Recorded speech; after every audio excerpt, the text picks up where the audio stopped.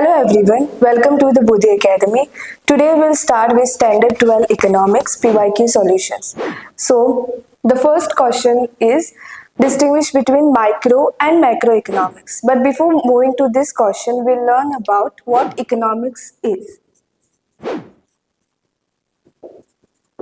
Economics is nothing but it is a study of people choices, and so it's the study of people choices.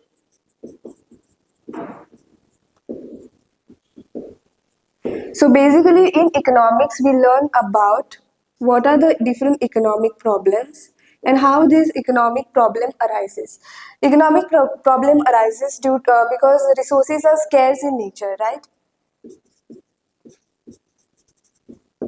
Economic problem arises because resources are scarce in nature, and all the resources have got alternative uses. So that's why there is we have to learn about the full thing with regards to economics. So resources has got alternative options, and one more thing is resources are scarce in nature.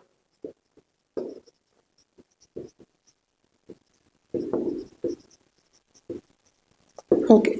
So this is with regards to economics. Then, with regards to distinguish between micro and macroeconomics, we have to learn that micro and macroeconomics is nothing but it is just a branches of this economics. So the first micro and macroeconomics. Okay. Now, microeconomics, it only deals with the individual consumer behavior. Let's suppose what individual buys, the behavior of the particular consumer. This is related to micro, individual behavior of the consumer. So, micro is related to individual behavior. Then, with regards to macro, macro studies the economy as a whole. Like you might be knowing the unemployment rates, inflation rates, and all these things comes under macro because it studies the whole economy. So it studies economy as whole.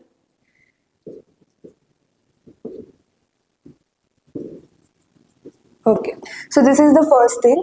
Second, with regards to microeconomics, is here the major tools of microeconomics are demand and supply. So, because here we study only with regards to individual demand and the consumer behavior. So, the major tools here is demand and supply. But with regards to macroeconomics, the major tools here are aggregate demand and aggregate supply. So the next point with regards to macroeconomics is major tools are aggregate supply and aggregate demand. Okay. The another name for microeconomic is it is also known as price theory. Microeconomy is also known as price theory, whereas macroeconomics is known as income theory. Also, microeconomics was given by Alfred Marshall,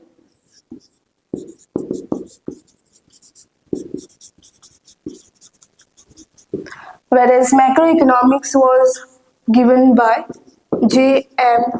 Keynes. So this is the full thing with regards to distinguish between micro and macroeconomics. So we learned about economics, the meaning of economics, and the distinguish between micro and macro. The major things, the major tools, these are the major tools you can say demand and supply of microeconomics, and major tools of macroeconomics are aggregate demand and aggregate supply. Moving to the next question, that is the second question is explain central problem of an economy. So just now we have learned that economics got different economic problems because resources are scarce in nature and all the resources got alternative uses. So the next is central problems of an economy. So there are total three central problems of an economy, that is what to produce, how to produce, and for whom to produce. Okay.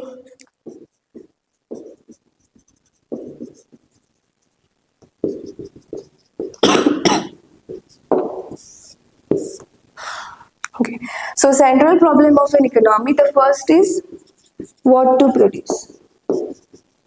Now the producer or the farmer has caution on himself that he is going to caution himself that what are the things he is going to produce for the economy. Okay, so what to produce in the sense, what kinds of good to be produced. So two cautions arises on him, on the farmer or the manufacturer. What kinds of goods to be produced, and quantum of goods, like in what quantity the goods has to be produced. Quantum of goods. So this is the major problem what he has got. So he has to think what goods what commodities he is going to produce, like essential goods or the luxury goods. Okay, luxury goods if he is going to produce, then it is more beneficial for the rich people. And essential goods, yes, it is necessity for all the forms of life. So luxurious goods is only going to benefit the rich people. Okay, so this is the question, and here he has to decide what kind of good he is going to produce in the economy. Okay, so this is the first question. The second question is how to produce.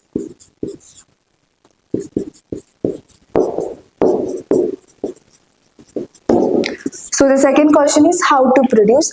So producer, now he is going to think that okay, let's suppose he has decided to produce rice. Okay, for a, well, it is an essential commodity. So he has now the second question arises is how he is going to produce that particular rice. Okay, so he has got two options. How to produce is related to technique of production. So this is related to technique of production. Now, technique of production, now in order to produce rice, either he is going to use labor intensive technique, labor intensive technique, or capital intensive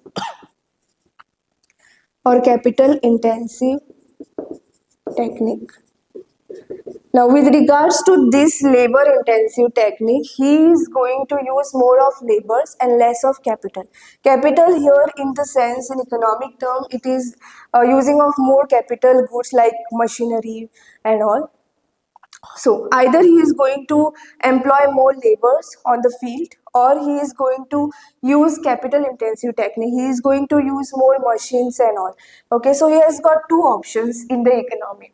So this is the second problem what arises. Then the third one is for whom to produce.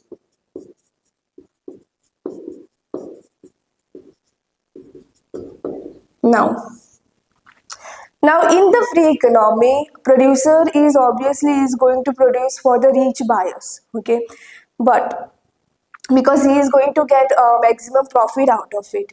Okay, but in the economy there exists a poor and rich buyer. So here there might be a government intervention, and they might try to give more subsidies and all to the producer.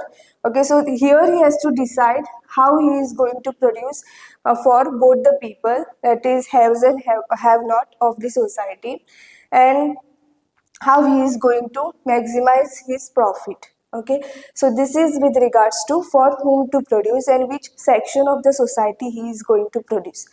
Okay, so this is your second question, that is central problems of an economy, and here we learned about the three central problem: how to produce, for whom to produce, and what to produce. So moving to the next question, that is explain production possibility frontier curve with the help of diagram. So the production possibility frontier curve, the another name for this is transformation curve or transformation line.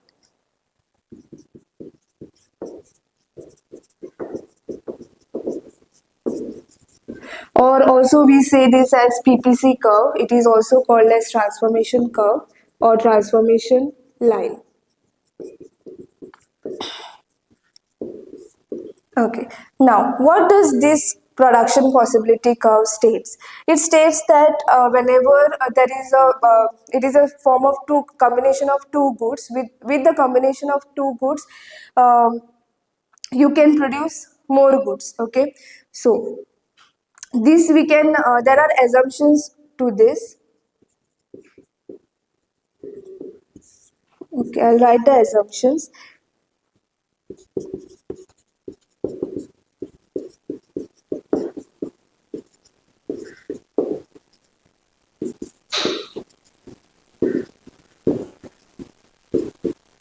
Technique of production remains same, and the next is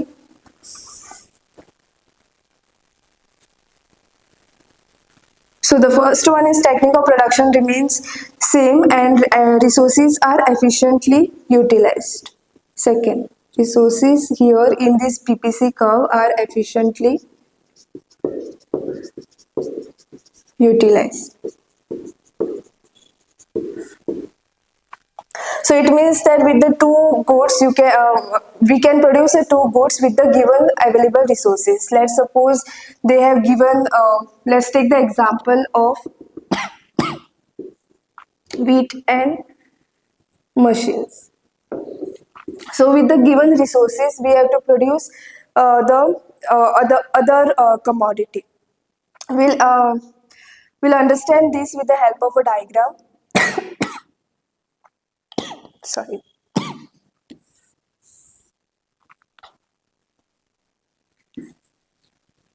So this curve we can draw a freehand curve. It is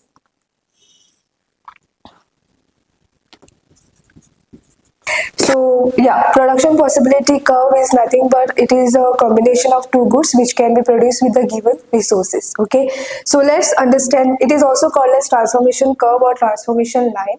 Let's understand this with the help of the diagram. It is basically a freehand curve. So here we are taking x-axis and this side is y-axis.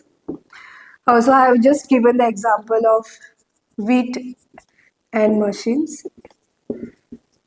Okay. So here we have to show all the resources are being used efficiently and the technique of production remains constant here. Okay.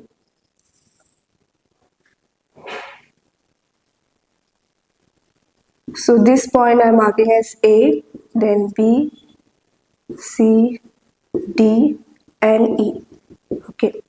If you see the curve, the point on this curve, it shows that all the resources are efficiently utilized. Okay, resources are efficiently utilized here.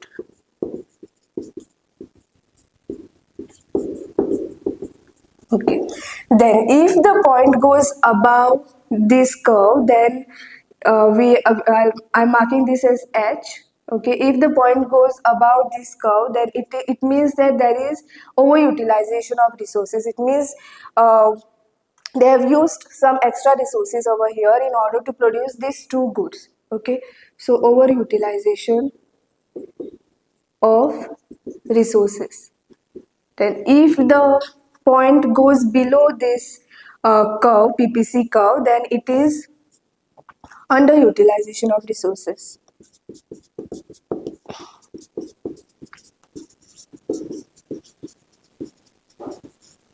So here it just shows the different combination of two goods which can be produced with the available resources. Okay, but if we are using the more resources, then it is a situation of overutilization, and if we are using the resources less, okay, then it is underutilization of resources. And point on this PPC curve implies that there is resources are all the resources are being efficiently or properly utilized over here. Okay, this is what production possibility frontier curve is. Okay, now let's move to the next question, that is law. Explain the law of diminishing marginal utility. So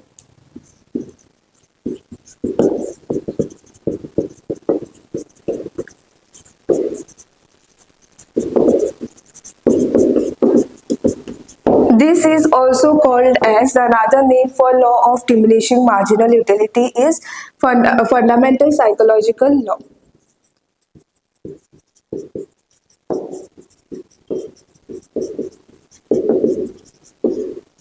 Okay, now this law states that as more and more units of a commodity you consume, the additional satisfaction, the additional utility derived from every unit is going to decrease, okay, or it is going to be a negative.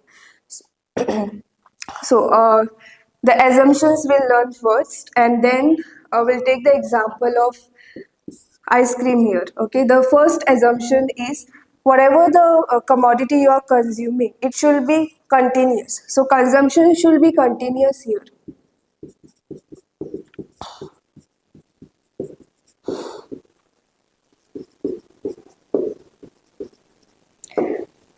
Then the second assumption is only standard unit of commodity should be consumed.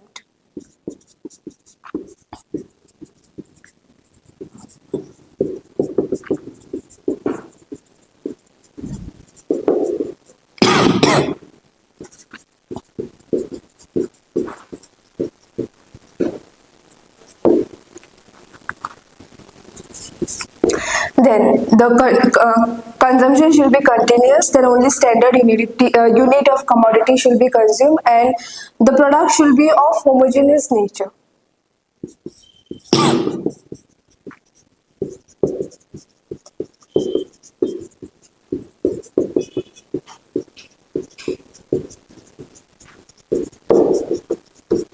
Okay, so these are the assumptions of law of diminishing marginal utility. Now, let's take the example of ice cream. Let's suppose you are eating ice cream at a continuous time. And now, in order to achieve this law, you have to eat the ice cream at a continuous interval. It's not like you are eating the ice cream at 10 a.m. in the morning and then again you are eating it at 1 p.m. in the afternoon. Then you won't be able to achieve this law of diminishing marginal utility. If you want to achieve this law of diminishing marginal utility, the assumption states that the consumption should be continuous. It means that if you have 10 ice creams, okay, then and if you are going to consume at 10 a.m., then the consumption should be continuous. So 10 a.m. and then again 10 ice cream should be finished at that time only. Okay, then only you will be able to achieve this uh, diminishing marginal utility. So it states that let's suppose I'm craving for ice cream, and then at the first time when I have a bite of ice cream, my satisfaction level, that my utility level will be more. Okay, so this I'll explain with the schedule. Number of consumption and marginal utility.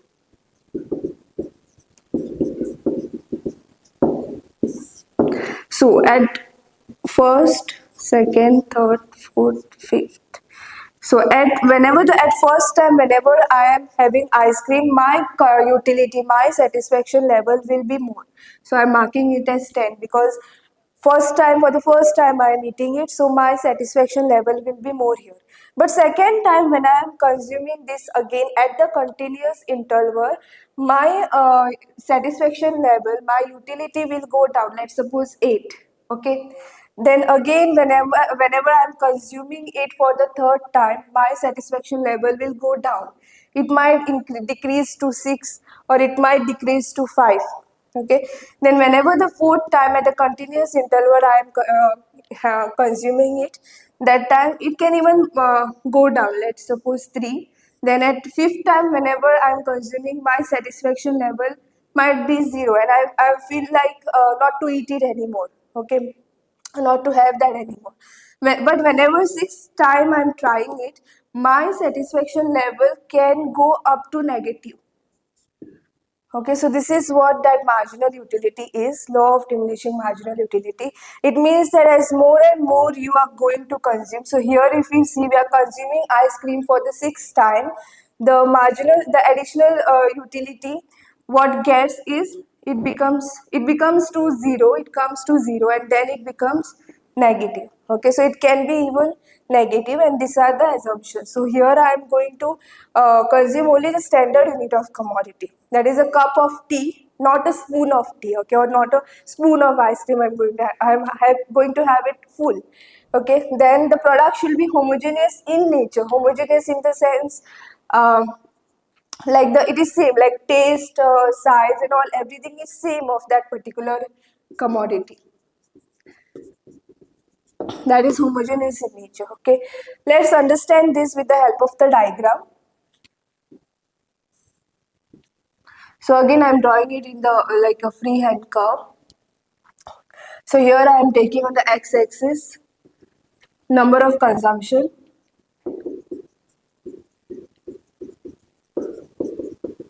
and here I am taking my marginal utility.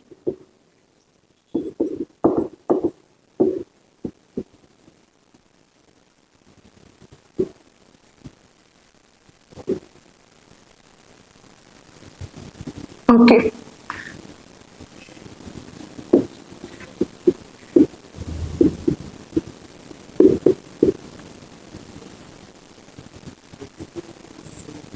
So I'm showing it from this side. Okay. This is just a freehand curve. This curve is called as marginal utility curve. Okay. And then if you see this marginal utility curve is sloping downwards from left to right. Now this side is left, this side. So it is going down from left to right. And what does it shows to us is that marginal utility curve is breaking the x-axis, is breaking this x-axis. Okay, that is it breaking the number of consumption. It means that here it is giving us full satisfaction for the commodity. Okay, and but still after having the full satisfaction for the commodity, it is still still we are consuming that particular product, and then our satisfaction level is becoming negative.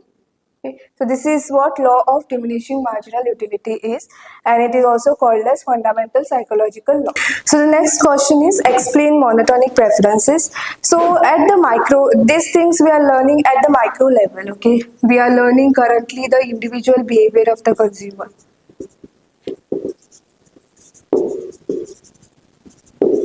Individual behavior of the consumer. So at the micro level, monotonic preferences like example monotonic preferences.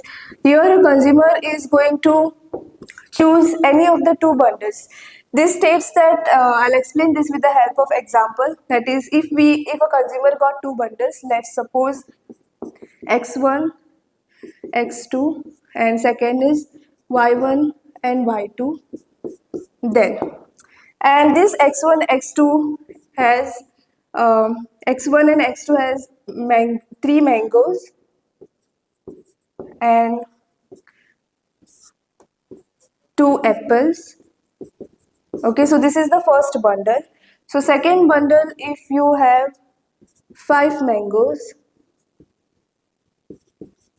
and four apples, then which bundle a consumer is going to select? Basically, in monotonic preferences, consumer is going to select those bundles which got more things. Like in this, it is only five. If you count 3 plus 2, it's only five. So three mangoes and two apples. So only five he is going to get. But if in the case of y1 and y2, this bundle, he has got more choices. Okay, he's getting five mangoes and nine apples. So the combination is it's nine. Okay.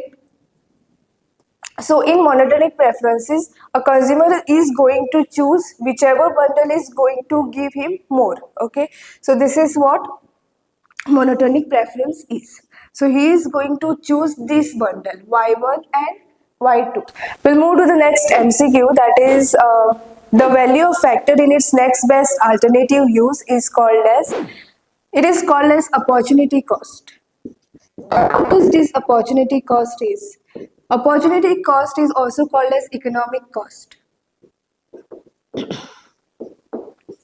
So let's suppose if I'm going for a, there are two options. Okay, there are two options for a particular individual.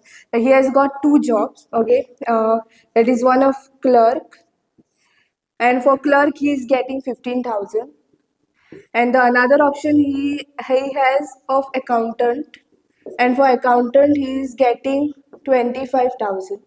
So out of this, which one he is going to, which is the next best alternative for him is, the next best alternative for him is accountant, whereas he is getting the more things, okay. And if he is choosing the accountant job, then the next best is clerk, okay. So this is what opportunity cost or economic cost is. The next MCQ is a curve showing alternative possibilities of two goods with the given resources and technology of production is called as production possibility curve, which is also called as transformation curve or transformation line. Okay, the moving to the next MCQ, an attainable combination of set of two goods given prices of the goods and income of the consumer. So here in this case, a price of the good is given, price of the commodity is given, okay, and also the income of the consumer is given. So whenever these two things are there, then it is your budget set, okay, then it is your budget set. So here in this MCQ, they have given price of the commodity and income of the consumer. So the answer is budget set. Okay. Moving to the next MCQ, the want satisfying power of good is called as utility. Utility means the how much is the additional satisfaction you got after consuming the particular commodity. Okay, moving to the next MCQ, a set of those combination of two goods which offer the consumer the same level of satisfaction is known as indifference set. Now with regards to indifference set,